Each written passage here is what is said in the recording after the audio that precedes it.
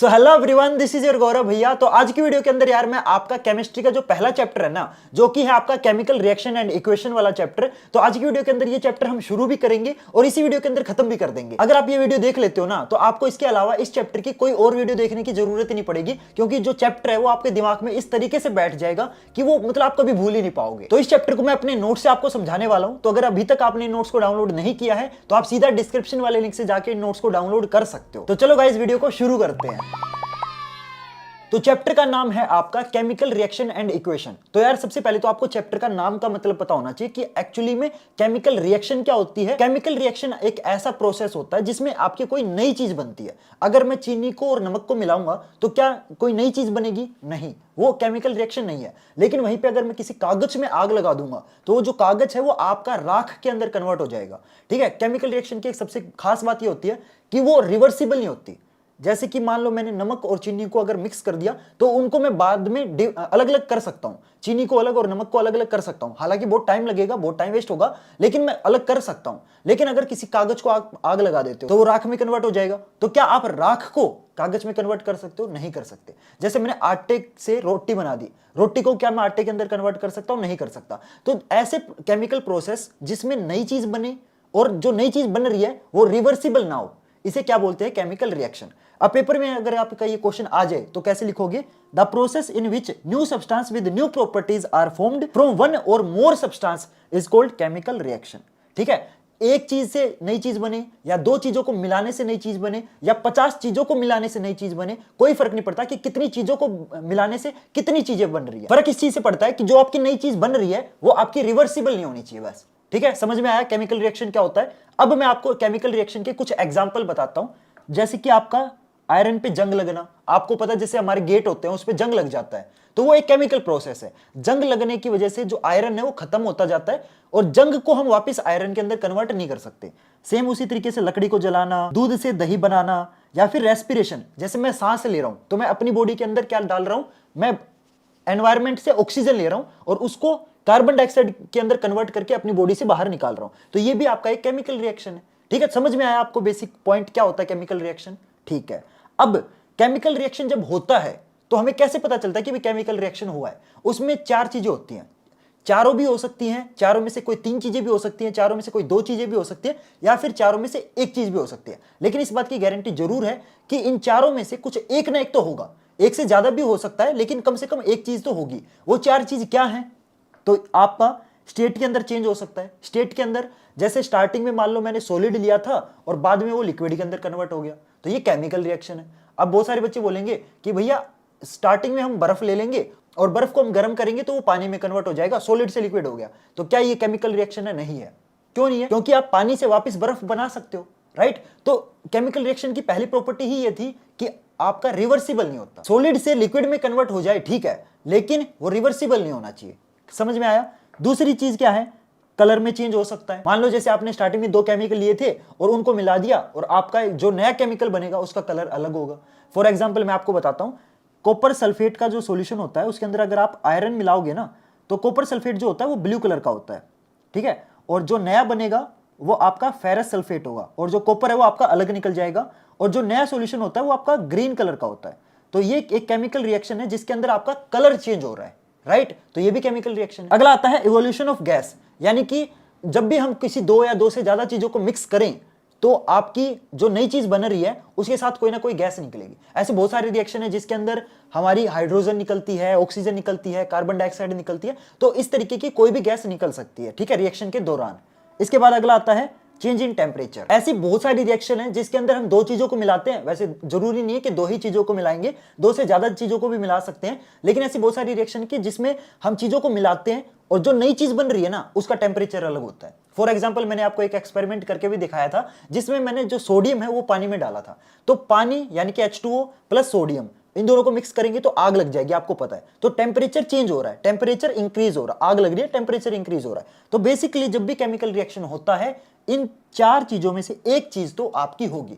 एक से ज्यादा चीज भी हो सकती है, ऐसा भी हो सकता है कि चारों की चारों चीजें हो जाए, लेकिन एक चीज होना कंपलसरी है। ठीक है, पता चला आपको कि कैसे पता चलेगा कि केमिकल रिएक्शन हुई है कि नहीं हुई है? इन चार चीजों के बेसिस पे पता चलेगा।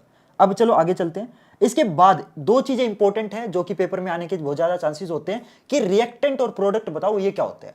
तो रिएक्टेंट क्या होता है, जो चीजें हम स्टार्टिंग में ले रहे हैं ना उनको क्या बोलते हैं, रिएक्टेंट बोलते हैं। और उन स्टार्टिंग वाली चीजों को जब हम मिक्स कर देते हैं, बाद में जो नई चीज बनती है उसको हम प्रोडक्ट बोलते हैं। यानी कि रिएक्शन होने से पहले जो चीजें थी वो रिएक्टेंट है, रिएक्शन होने के बाद जो नई चीजें बनी है वो हमारी प्रोडक्ट है।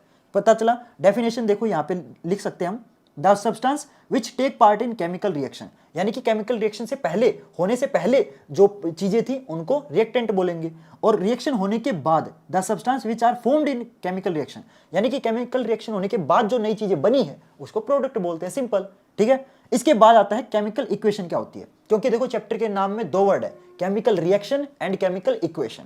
तो रिएक्शन तो आपको पता चल गई, अब आती है बारी केमिकल इक्वेशन क्या होती है। तो मैं सिंपल भाषा में बताता हूं, symbolic representation of chemical reaction is said to be chemical equation.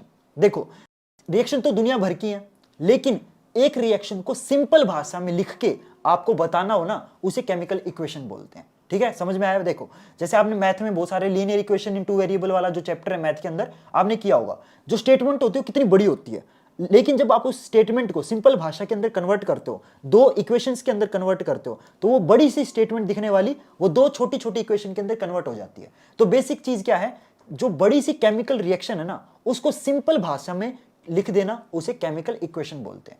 और ये जब हम सिंपल भाषा में लिखते हैं तो हम पूरा ऐसे इंग्लिश में नहीं लिखते कि water plus sodium will give this this this, ऐसे नहीं लिखते। हर चीज का एक सिंबल होता है। जैसे पानी का सिंबल क्या है, H2O, सोडियम का सिंबल क्या है, Na। तो हर केमिकल का एक सिंबल होता है जिसे हम इक्वेशन लिखते टाइम यूज करते हैं। अगले पॉइंट पे चलते हैं। It involves use of symbol of element और chemical formula of reactant and product with mention of physical state. तो वही बात मैंने बताई, जो हमारे स्टार्टिंग में रिएक्टेंट हम लेंगे उनका भी हम सिंबल की फॉर्म में लिखेंगे, और जब उन दोनों को मिला के जो नई चीज बनेगी, जो प्रोडक्ट बनेगा, उसको भी हम सिंबल की फॉर्म में लिखेंगे। और एक चीज का ध्यान रखना, जब भी हम केमिकल इक्वेशन लिखेंगे तो उनके जो सिंबल है ना उसके नीचे उनकी स्टेट भी लिखनी है, कि जो केमिकल है वो आपका एक्वस सॉल्यूशन है, सॉलिड है, लिक्विड है, गैस है, किस फॉर्म में है। जैसे ऑक्सीजन है, ऑक्सीजन आपकी लिक्विड ऑक्सीजन भी होती है और गैस की फॉर्म में भी ऑक्सीजन होती है। कार्बन डाइऑक्साइड है ना, वो आपकी ड्राई आइस की फॉर्म में भी होती है, वो आपको पता होगा, और आपकी गैस की फॉर्म में भी होती है। तो सिर्फ केमिकल फॉर्मूला देख के हमें पता नहीं चलेगा कि ये जो केमिकल फॉर्मूला है, ये जो हम केमिकल ले रहे हैं, ये सॉलिड लिया है, लिक्विड लिया, गैस लिया। फॉर एग्जांपल सबसे आसान मैं एग्जांपल लेता हूं, वाटर। हम इक्वेशन के अंदर तो वाटर का फॉर्मूला H2O लिखेंगे, चाहे आप बर्फ ले रहे हो, चाहे आप नॉर्मल पानी ले रहे हो या वाटर वेपर ले रहे हो, केमिकल फॉर्मूला तो पानी का सेम रहता है, H2O। तो सिर्फ केमिकल फॉर्मूले को देख के, H2O को देख के क्या हमें पता चल जाएगा कि जो पानी लिया वो किस फॉर्म में था? नहीं। इसीलिए जब भी हम H2O लिखेंगे उसके नीचे लिखेंगे कि वो सॉलिड है, लिक्विड है या गैस है। क्लियर? तो हमें हर केमिकल फॉर्मूले की स्टेट भी लिखनी है। क्लियर? इसके बाद अगला पॉइंट आता है, the necessary condition such as temperature, pressure और any catalyst should be written on an arrow between reactant and product.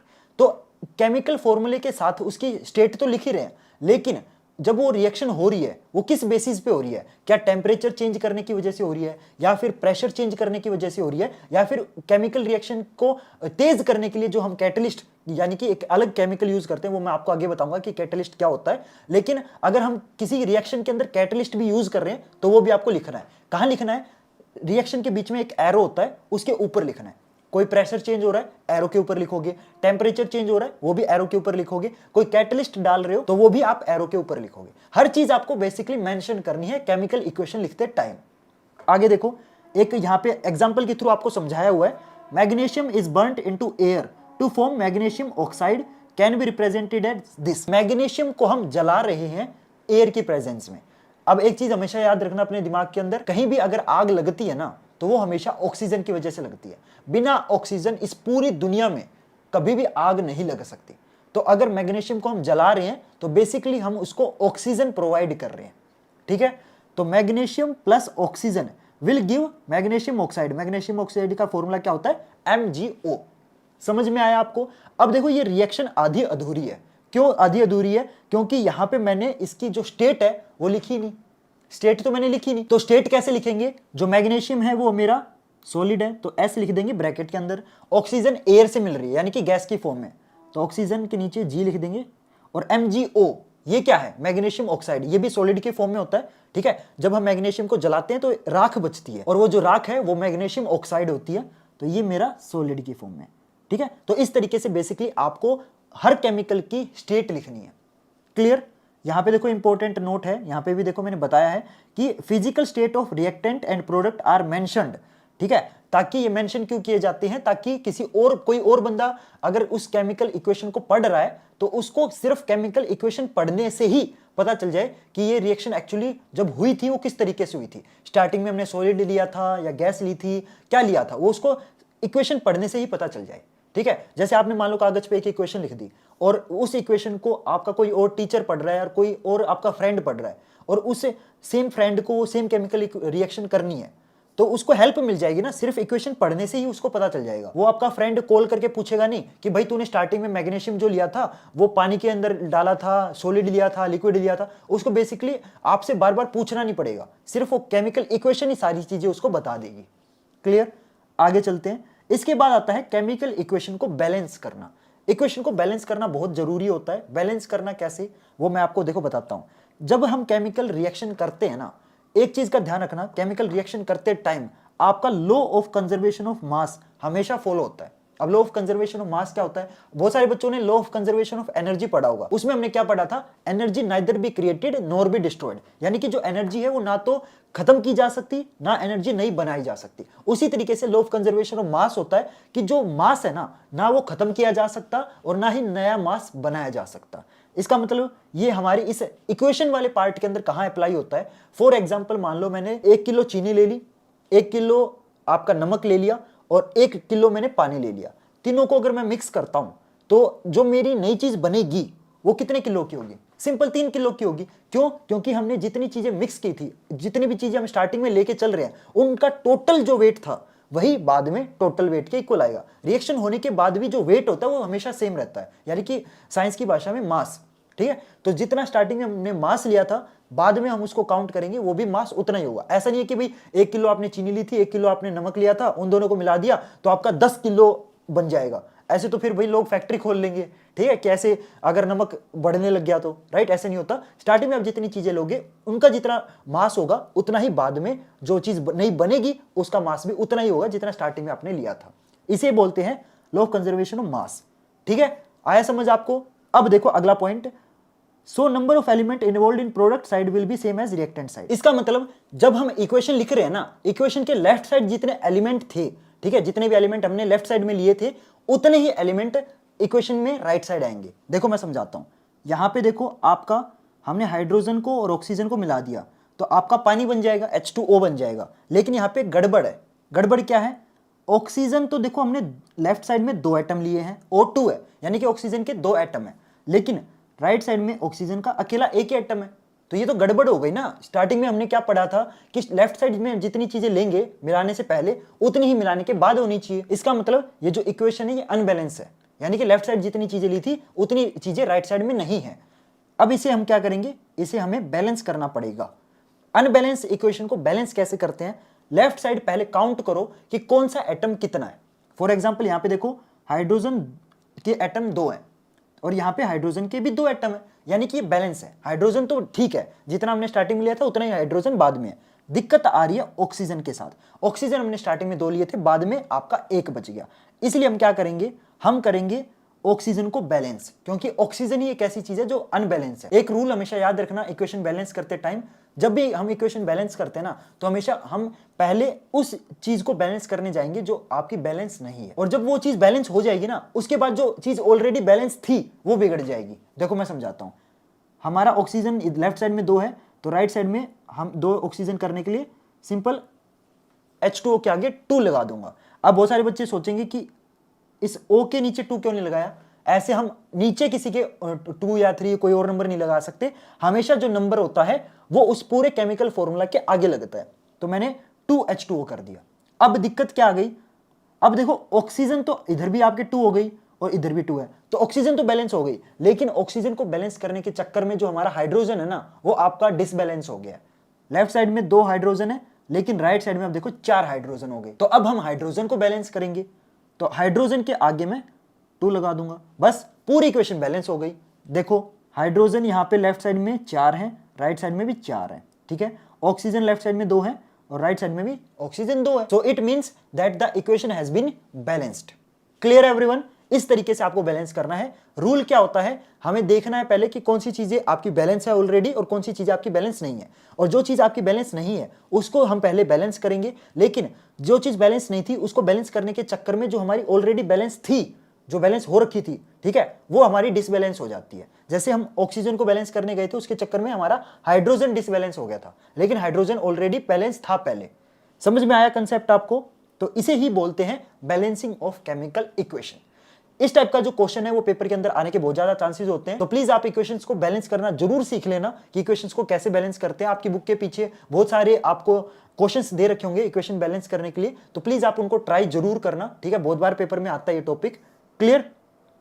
इसके बाद आता है अगला topic, types of chemical reaction. अब हमने ये तो पढ़ लिया कि भाई केमिकल रिएक्शन क्या होता है, केमिकल इक्वेशन क्या होता है, इक्वेशंस को बैलेंस कैसे करते हैं, तो हमने बेसिक चीजें तो सारी पढ़ ली। अब हम पढ़ेंगे कि जो केमिकल रिएक्शन होते हैं वो कितने टाइप के होते हैं। वैसे तो यार दुनिया भर के टाइप के केमिकल रिएक्शन होते हैं, लेकिन आपके सिलेबस में कितने हैं? आपके सिलेबस में सिर्फ 8 है, तो सिर्फ हम 8 ही पढ़ेंगे। तो सबसे पहला आता है कॉम्बिनेशन रिएक्शन। कॉम्बिनेशन नाम से ही पता चल रहा है कंबाइन, जो कॉम्बिनेशन वर्ड है वो कंबाइन होने से बना है, ठीक है। तो कंबाइन का मतलब एक चीज ली, दो चीज ली, उन दोनों को मिला दिया, जो नई चीज बनेगी वो एक ही बनेगी। यानी कि स्टार्टिंग में हमने बहुत सारी चीजें ली थी, लेकिन जब रिएक्शन होने के बाद जो नई चीज बनी है वो एक ही बनी है। यानी कि जितनी स्टार्टिंग में चीजें ली थी वो सारी कंबाइन होकर एक बन गई है, ठीक है। इसे बोलते हैं कॉम्बिनेशन रिएक्शन। यानी कि स्टार्टिंग में हम 2 या 2 से ज्यादा चीजें लेंगे, ठीक है। ऐसा जरूरी नहीं है कि सिर्फ 2 ही चीजें कंबाइन होती है, ऐसा नहीं होता। हम 2 से ज्यादा चीजें भी ले सकते हैं, लेकिन रिएक्शन होने के बाद जो चीज बनेगी वो सिंगल होनी चाहिए। यहां पे देखो, कार्बन ले लिया, कार्बन को ऑक्सीजन के अंदर डाल दिया, तो आपकी कार्बन डाइऑक्साइड बन गई।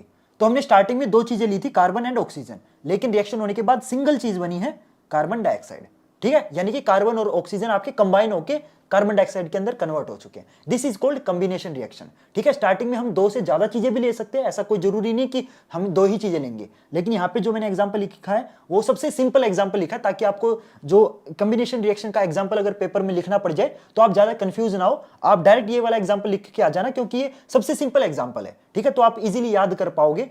हालांकि मैं इसकी जगह कोई मुश्किल एग्जांपल भी लिख सकता था, बट उसका कोई लॉजिक नहीं बनता, वो बिना बात आपको दिक्कत हो जाती है याद करने में, इसलिए मैंने सबसे इजी एग्जांपल यहाँ पे लिखा है। क्लियर? तो आप इस एग्जांपल को पेपर में डायरेक्ट लिख के आओगे, पूरे नंबर मिलेंगे। इसके बाद आता है डीकंपोजिशन रिएक्शन।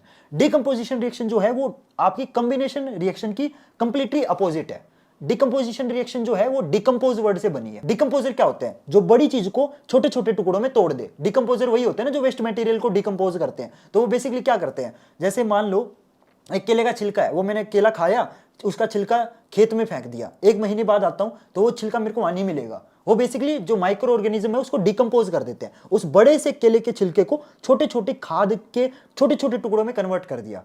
तो बेसिकली बात क्या होती है, डिकम्पोजिशन रिएक्शन के अंदर एक बड़ी चीज होगी, उसके छोटे छोटे टुकड़े हो जाएंगे। तो कॉम्बिनेशन रिएक्शन का बिल्कुल अपोजिट हो गया। कॉम्बिनेशन में क्या था, 2 से ज्यादा चीजें कंबाइन होकर एक सिंगल चीज में बन रही थी। डिकम्पोजिशन में एक सिंगल चीज छोटे छोटे टुकड़ों में टूट जाएगी। एग्जाम्पल, जो मेरा NaCl है वो मेरा सोडियम और क्लोरीन के अंदर टूट जाएगा, डिकम्पोज हो जाएगा। तो स्टार्टिंग में एक NaCl अकेला था, लेकिन रिएक्शन होने के बाद वो 2 टुकड़ों में टूट गया, यानी कि डिकम्पोज हो गया। समझ में आया डिकम्पोजिशन रिएक्शन क्या होता है? पेपर में भूलना मत, ठीक है। अगर आपसे एग्जांपल पूछे, डायरेक्ट ये वाला एग्जांपल लिख देना, ये सबसे इजी एग्जांपल है, ठीक है। तो इस चैप्टर के इन नोट्स के अंदर है ना, जितने भी आपके रिएक्शन मिलेंगी सारी इजी मिलेंगी। चलो आगे चलते हैं।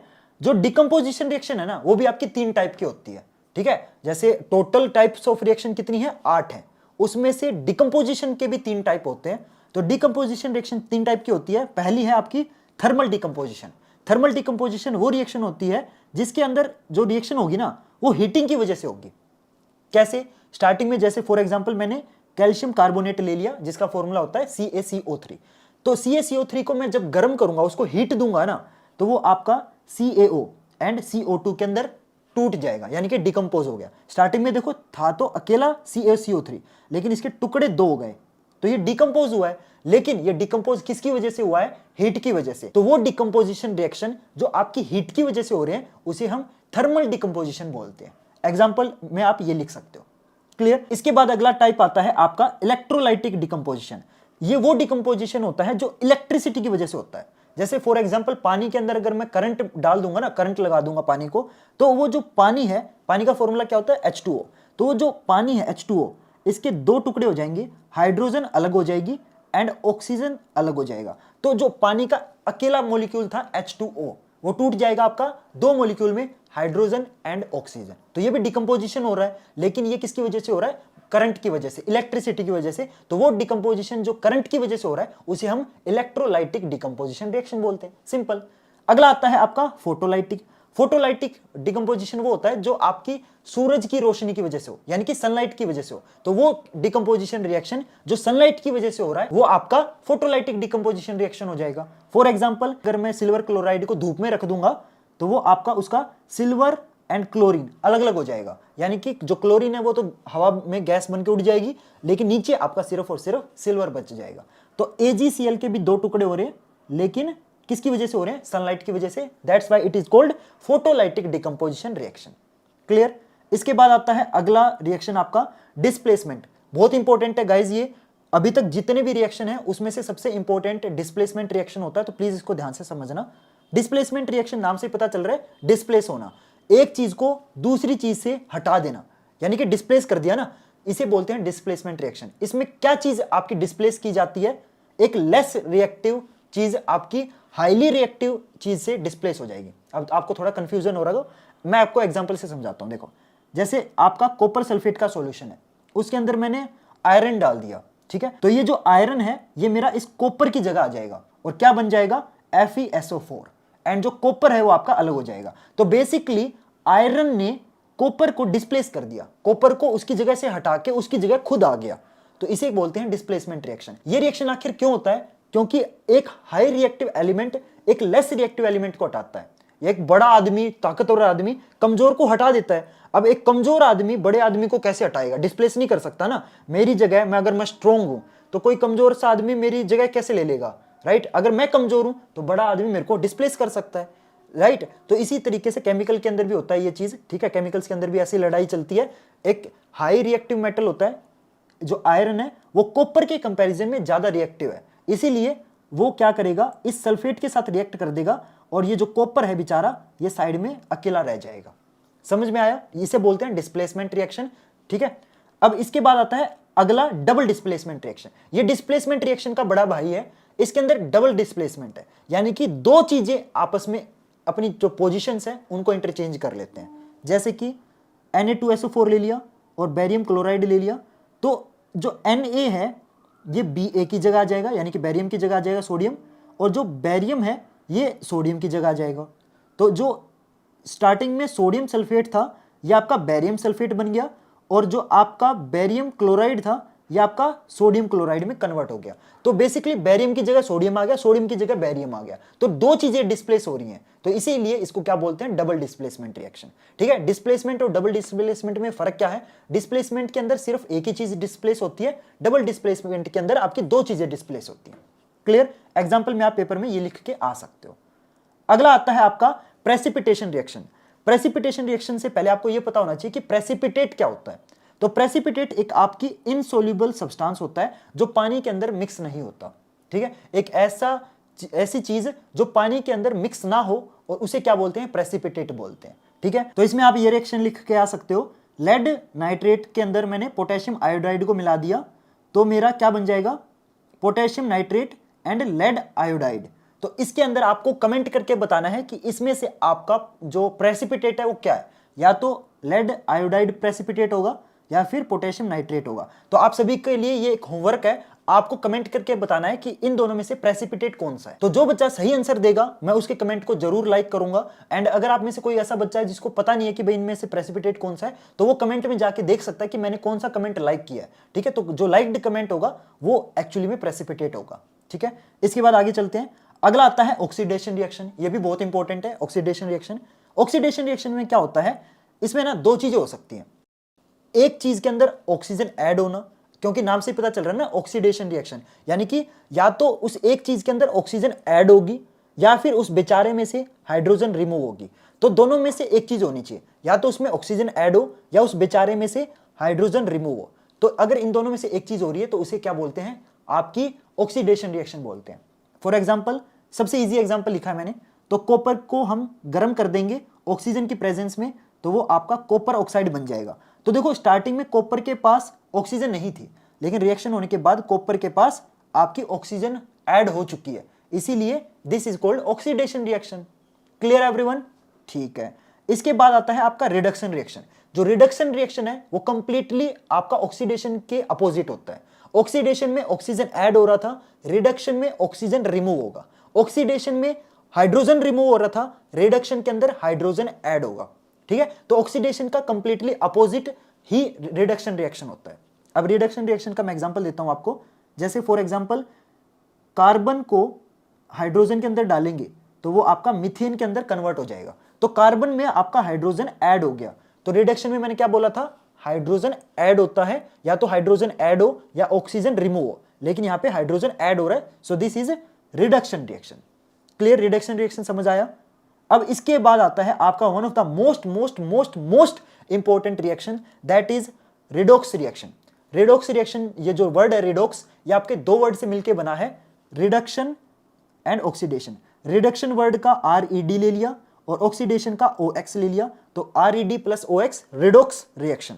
तो रिडॉक्स रिएक्शन के अंदर क्या होता है, रिडॉक्स रिएक्शन के अंदर देखो नाम से पता चल रहा है ऑक्सीडेशन एंड रिडक्शन दोनों एक साथ होगा।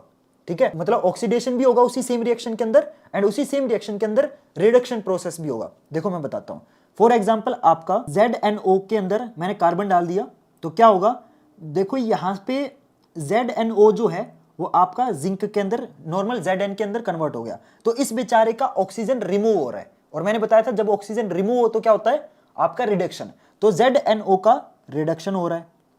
ठीक है, एंड वहीं पे साथ में कार्बन के साथ ऑक्सीजन ऐड हो रहा है, तो कार्बन के साथ ऑक्सीजन ऐड हो रहा है यानी कि कार्बन का आपका ऑक्सीडेशन हो रहा है, तो ZNO का रिडक्शन हो गया एंड कार्बन का ऑक्सीडेशन हो गया। ZNO का रिडक्शन क्यों हुआ, क्योंकि ZNO से ऑक्सीजन रिमूव हो चुका है, एंड कार्बन का ऑक्सीडेशन क्यों हुआ, क्योंकि कार्बन के साथ वो ऑक्सीजन आके ऐड हो गया।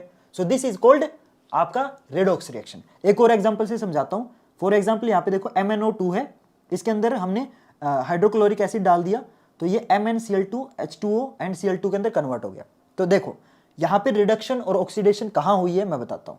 तो MnO2 के पास, बेचारे के पास ऑलरेडी आपका ऑक्सीजन था, तो ये MnCl2 के अंदर कन्वर्ट हो गया, यानी कि इसका ऑक्सीजन रिमूव हो चुका है। और ऑक्सीजन रिमूव होता है मतलब इसके साथ, बेचारे के साथ क्या हुआ है, रिडक्शन हुआ है। ठीक है, एंड वहीं पे HCl में ये HCl आपका Cl2 के अंदर कन्वर्ट हो गया, तो इस बेचारे का हाइड्रोजन रिमूव हुआ है, और हाइड्रोजन जब रिमूव होता है उसको क्या बोलते हैं, ऑक्सीडेशन।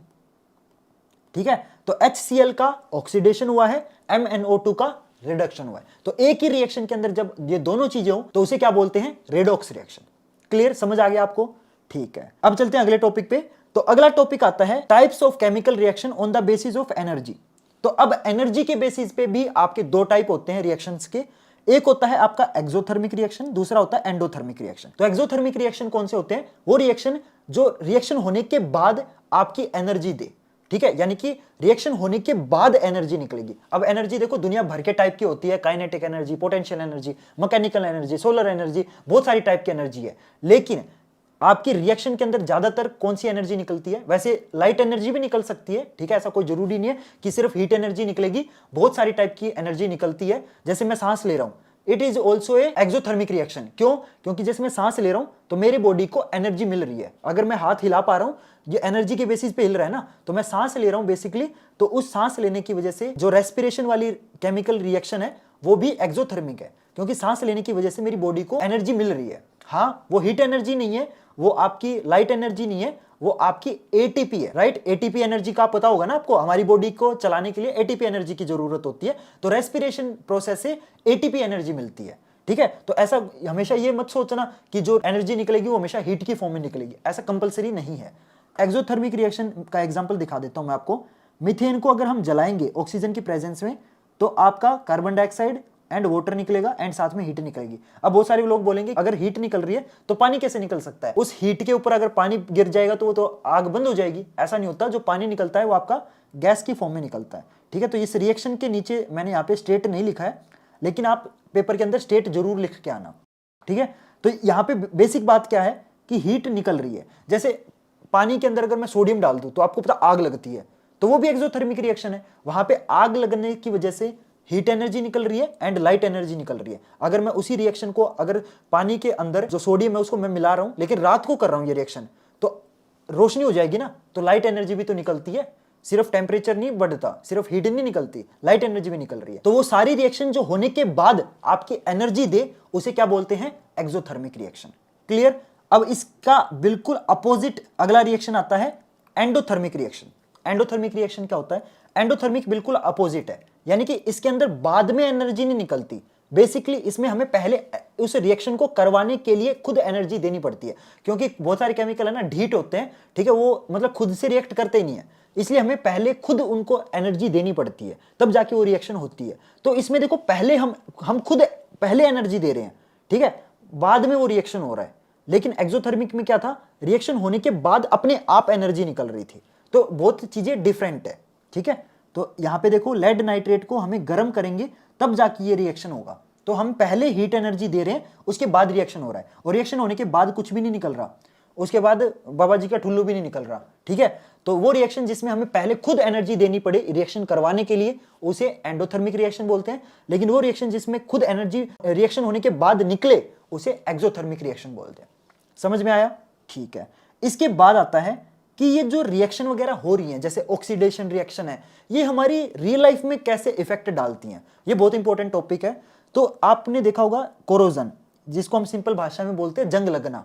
तो ये जो जंग लगता है, ये भी एक्चुअली में आपका एक ऑक्सीडेशन रिएक्शन है। ऑक्सीडेशन कैसे है, जैसे आपके घर का जो मेन गेट है वो मान लो आपका लोहे का है, ठीक है, वो जो मेन गेट है उसके बारिश के टाइम उस लोहे के गेट पे जंग लग जाता है, आपने नोटिस किया होगा।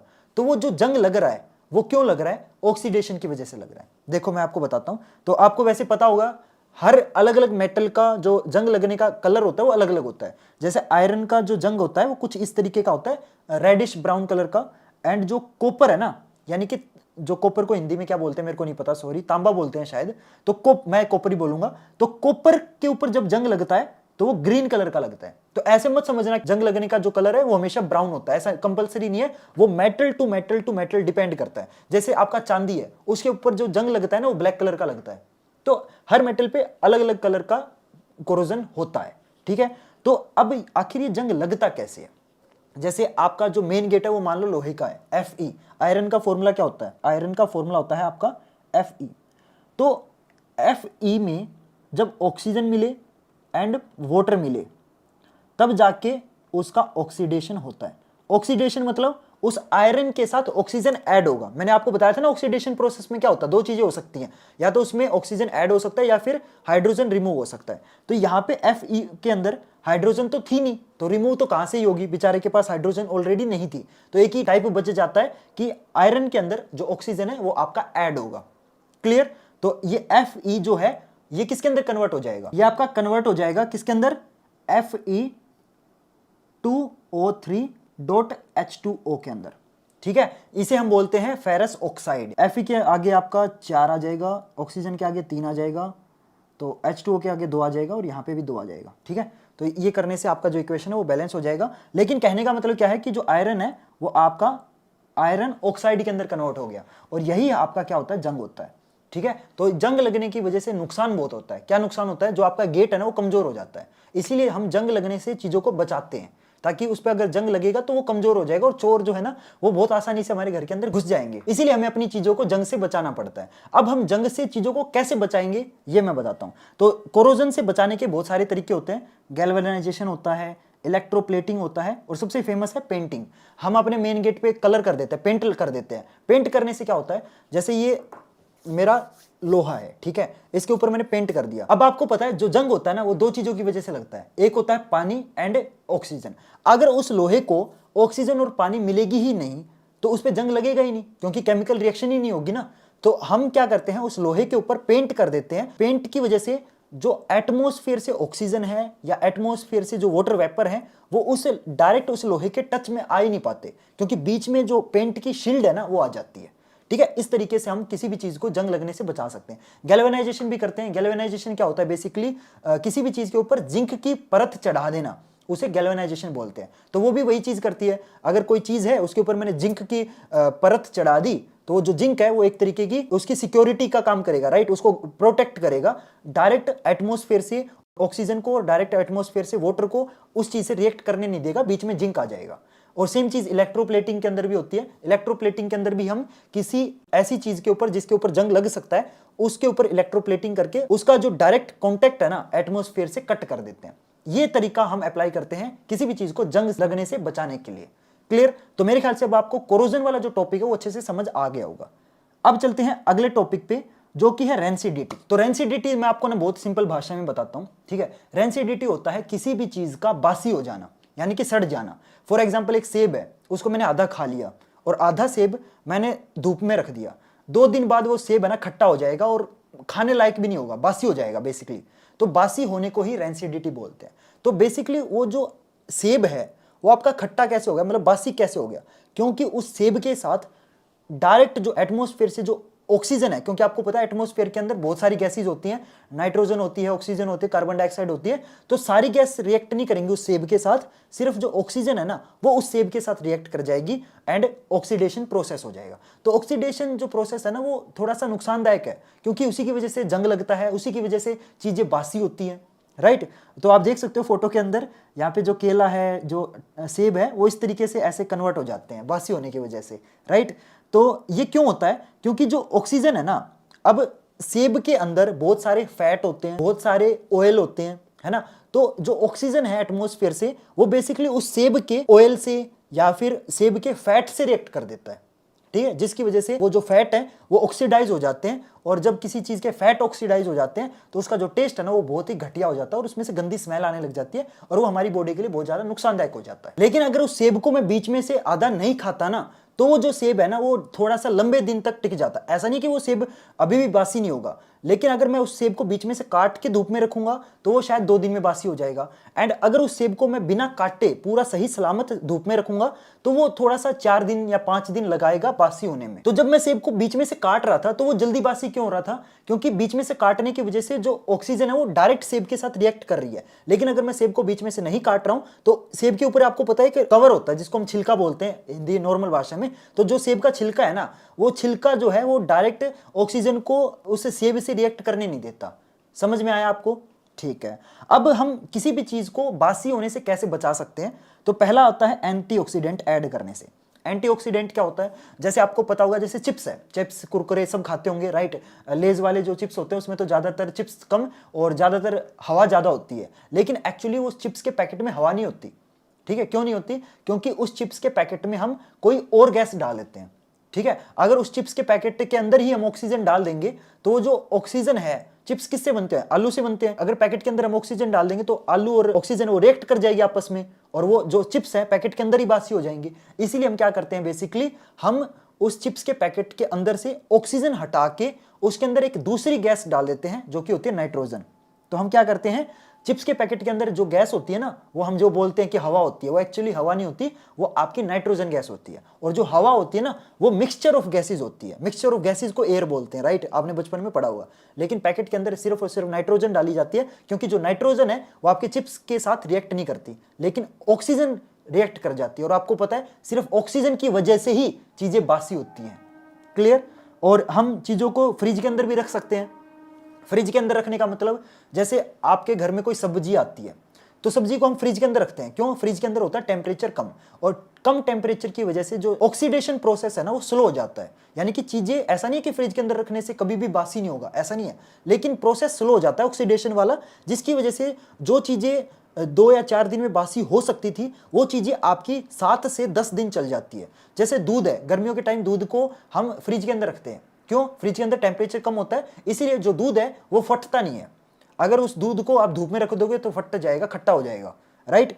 एंड किसी चीज को अगर हमें बासी होने से बचाना है तो हम उसको एयर टाइट कंटेनर के अंदर भी डाल सकते हैं। एयर टाइट कंटेनर यानी कि उसके अंदर एयर जो है ना उसके अंदर आ सकती है ना उसके अंदर से एयर बाहर जा सकती है। तो एयर टाइट कंटेनर का मतलब ये होता है ना कि एयर आर पार नहीं हो सकती, इसीलिए फिर उसके डायरेक्ट टच में ऑक्सीजन आ नहीं पाती, तो वो चीजें ज्यादा लंबे टाइम तक चल जाती है। ठीक है, तो ये 4 तरीके हैं जिससे हम चीजों को बासी होने से बचा सकते हैं। तो यार मेरे ख्याल से यार इतने मैंने डिटेल में आपको पूरा जो चैप्टर है वो समझा दिया है। तो मेरे ख्याल से यार आपको पूरा जो चैप्टर है वो बहुत ही अच्छे से समझ आ गया होगा। एंड अगर आपको यार चैप्टर समझ आया तो मतलब पहले तो यार लाइक कर देना, ठीक है। बहुत मेहनत लगी है, तब से मैं पिछले इतनी देर से बोल रहा हूँ ठीक है, तो इस बात पे इतना तो बनता है कि आप लाइक कर दो और इसी टाइप की वीडियोस के लिए आप मेरे चैनल को सब्सक्राइब कर लेना, क्योंकि यार मैं इस टाइप की वीडियोस तो बहुत सारी अपलोड करने वाला हूं। तो जब भी मैं वीडियोस अपलोड करूं तो आपको पता चल जाए। तो वो पता कब चलेगा? जब आप चैनल को सब्सक्राइब करोगे। ठीक है, तो चैनल को सब्सक्राइब भी कर लेना और एक प्यारा सा क्यूट सा यार एक कमेंट जरूर कर देना, बताना कमेंट के अंदर कि आपको ये जो वीडियो ये कैसी लगी और ये जो चैप्टर है आपको अच्छे से समझ आया या नहीं। ठीक है, और इन नोट्स को डाउनलोड करने का जो लिंक है वो भी आपको डिस्क्रिप्शन बॉक्स में मिल जाएगा, वहां से आप डायरेक्टली इन नोट्स को डाउनलोड कर सकते हो। और अगर आपको ये वीडियो बहुत ज्यादा अच्छी लगी तो आप हमें डोनेट भी कर सकते हो। डोनेट करने के लिए आप इस क्यूआर कोड को स्कैन भी कर सकते हो या फिर आप इस यूपीआई आईडी पे भी डोनेट कर सकते हो। और प्लीज यार डोनेट करना, ठीक है, डोनेट करोगे तो फिर मेरे को बहुत ज्यादा मोटिवेशन आएगा और इसी टाइप की जो वीडियोस है मैं और भी आपके लिए लाता रहूंगा। ठीक है, तो चलो एवरीवन, बाय, टाटा, मिलते हैं फिर अगली वीडियो में नए टॉपिक के साथ। तब तक के लिए good bye and have a nice day.